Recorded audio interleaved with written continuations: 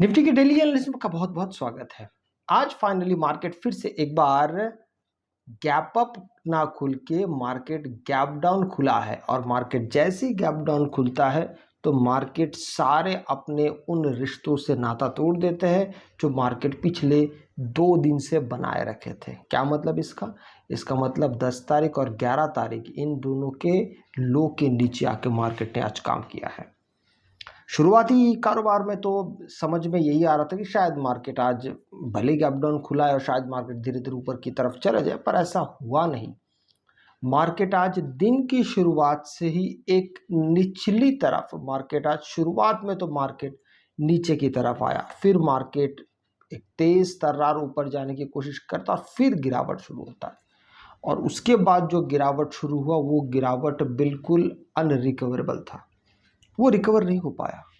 शुरुआत का गिरावट तो था ही, और मार्केट जब शुरू देखिए होता क्या है, अगर मार्केट गैप डाउन खुले और खुलते ही अगर सीधा और नीचे जाने लगे तो ये आपको अंदाज़ा हो जाना चाहिए कि सेलर्स उस दिन कितने पावरफुल हो सकते हैं।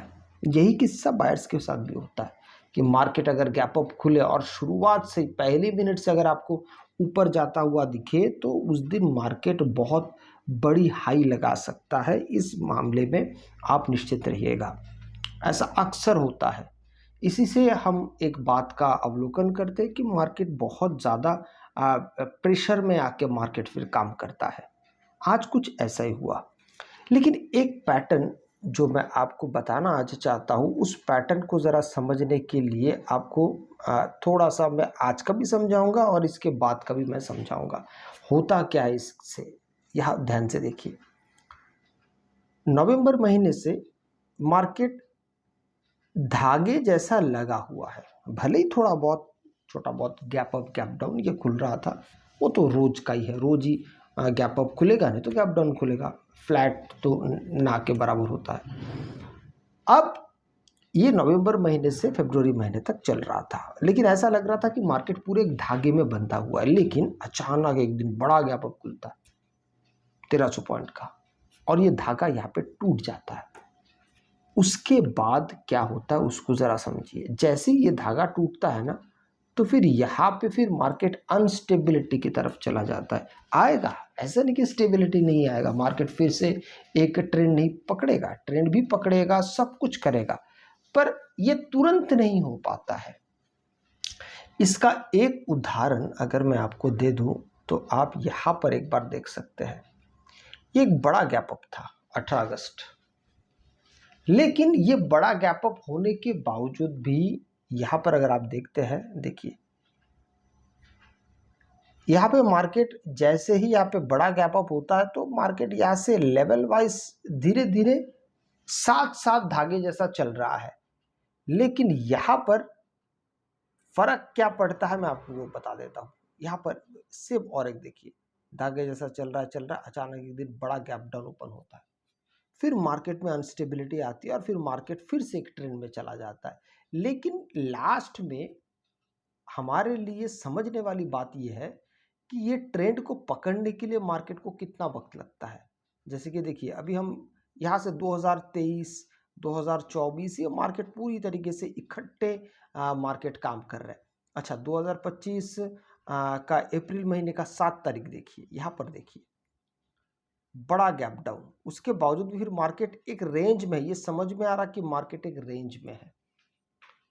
इस बार जो हुआ, इस बार के पैटर्न को जरा आप यहाँ पे ध्यान दीजिए। मैंने आपको दो पैटर्न दिखाया, एक अप्रैल महीने का 7 तारीख 2025, दूसरा अगस्त महीने का 18 तारीख। उसके मतलब जैसे मार्केट गैप अप तो ओपन हुआ, लेकिन मार्केट फिर लगातार तुरंत ट्रेंड में चला आया।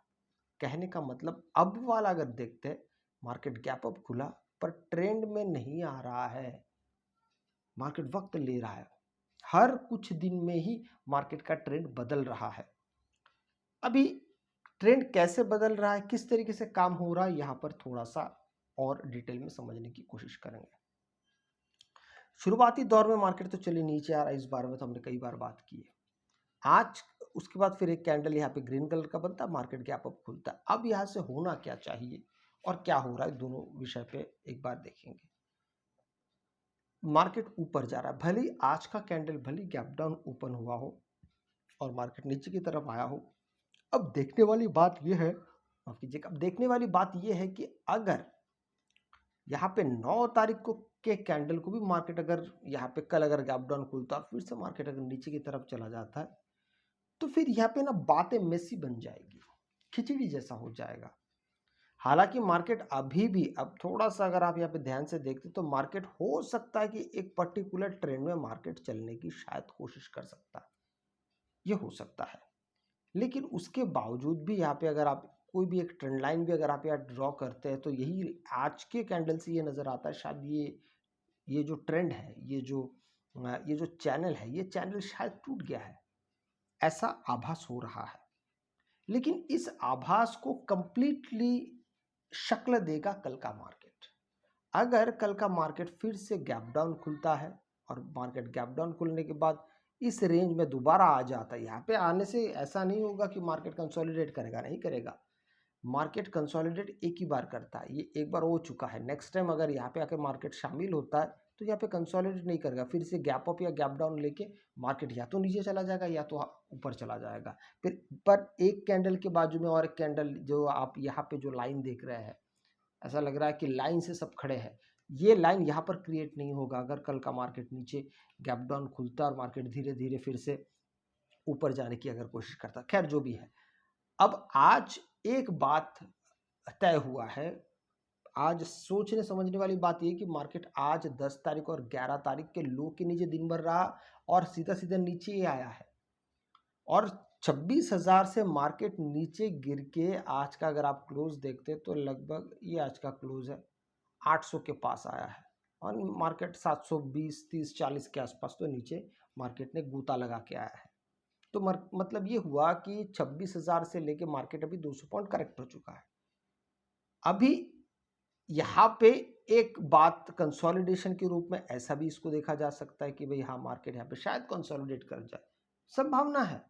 200-300 पॉइंट के अंदर तो बहुत इजीली मार्केट का एरिया बन जाता है। तो हो सकता है मार्केट कल यहाँ पे जो सपोर्ट लिया है, हो सकता है मार्केट कल अगर मान लीजिए कि अप डाउन अगर खुलता है तो इसी बॉक्स के अंदर रहने की कोशिश करेगा, कल परसों, उसके अगले दिन, फिर सोमवार को, ये संभव है। लेकिन अगर कल गैप डाउन खुलता और इस बॉक्स के नीचे चला आता है तो फिर मार्केट का ट्रेंड जो चल रहा है, वैसे आज तो ट्रेंड का ब्रेकडाउन हो चुका है, और ज्यादा हो जाएगा। और ये सब इसलिए ऐसा हो रहा है, उसका सबसे बड़ा कारण है ये वाला कैंडल। इस कैंडल को अगर आप देखते हैं तो ये कैंडल की वजह से ये सारी बातें हो रही है कि मार्केट को एक पर्टिकुलर दिशा नहीं मिल रहा है जब तक ये कैंडल को मार्केट छोड़ ना दे। जब तक देखिए मार्केट के एक कैंडल के अंदर, ये एक ही कैंडल चल रहा है, उसी के अंदर सब लोग क्लोज हो रहे हैं, क्लोज हो रहे हैं, नीचे नहीं जाके क्लोज हो रहे हैं, सब उसके अंदर क्लोज हो रहे हैं। भले ही वहां पे विक जा रहा है पर क्लोज नहीं हो रहा है, सब उसके अंदर क्लोज हो रहे हैं। यही मैटर करता है कि फिर मार्केट में अनस्टेबिलिटी आने का बड़ा कारण है।